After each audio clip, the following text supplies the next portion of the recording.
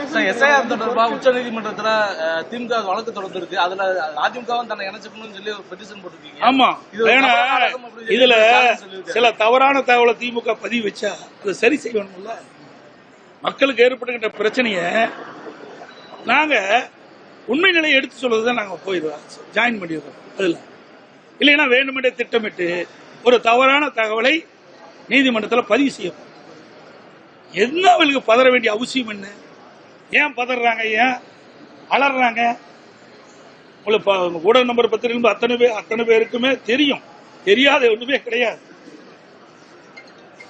ஆக வேண்டுமென்றே திட்டமிட்டு ஒரு குழப்பத்தை உருவாக்கி கொண்டிருக்கின்றார்.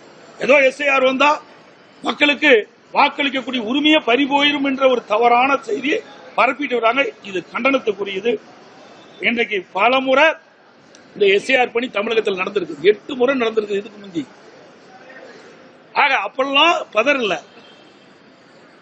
ஸ்டாலின் அவர்கள் பதறதுக்கு காரணமே அதில் இருக்கிற இறந்தவர்கள் வாக்குகள், அங்கே வசிக்காதவர்கள் வசிப்பதாக வாக்காளர்பட்ட இடம்பெற்றுகின்ற வாக்காளர்கள், இப்படிப்பட்ட வாக்காளர்களை தேர்தல் நேரத்திலே கள்ள ஓட்டு போடுவதற்கு இனி முடியாது. எஸ்ஐஆர் வந்துவிட்டார். அதனாலதான் இந்த குளறுபடியை, இந்த அவதூறு செய்தியை பரப்பி வர்றாங்க.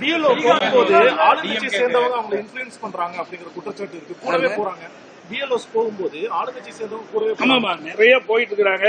சில இடத்துல படிவத்தை அப்படியே ஒட்டுமொத்தமா வாங்கிக்கிறாங்க. அதை நாங்க அதைத்தான் நாளைக்கு நீதிமன்றம் வரும்போது அதையெல்லாம் நாங்க கருத்து தெரிவிப்போம். ஆக பிஎல்ஓவுடைய பணி அந்த ஒவ்வொரு வாக்காளருக்கும் அவர்கள் தான் அந்த வாக்காளர் படிவத்தை கொடுக்க வேண்டும். அதே போல பூர்த்தி செஞ்ச பிறகு அந்த பிஎல்ஓ தான் அதை பெற வேண்டும். இல்லாவிட்டால் இது உண்மையாக ஒரு வாக்காளர் பட்டியல் தயாரிக்க முடியாது. வேண்டுமென்றே திட்டமிட்டு இன்றைக்கு வேறு கட்சிக்கு வாக்களிக்கக்கூடியவர்களை திமுக வாக்களிக்க சரியா செஞ்சிருவாங்க. வேறு கட்சிக்கு வாக்களிக்கக்கூடிய வாக்காளர் இருந்தா அந்த படிவத்தை இவர்கள் வாங்கி அங்க தலைமையில கொடுக்க மாட்டாங்க, சம்பந்தப்பட்ட அதிகாரி கொடுக்க மாட்டாங்க, வாக்காளர் பட்டி இடம்பெறாத போயிடும். இது தவறு. எல்லா கட்சிக்கும் பொதுவானதான் நாம் பேசலாம். எங்க கட்சிக்கு மட்டும் ஆதரவா பேசல. உண்மையான வாக்காளர் பட்டியல் தயார் பண்ணணும்.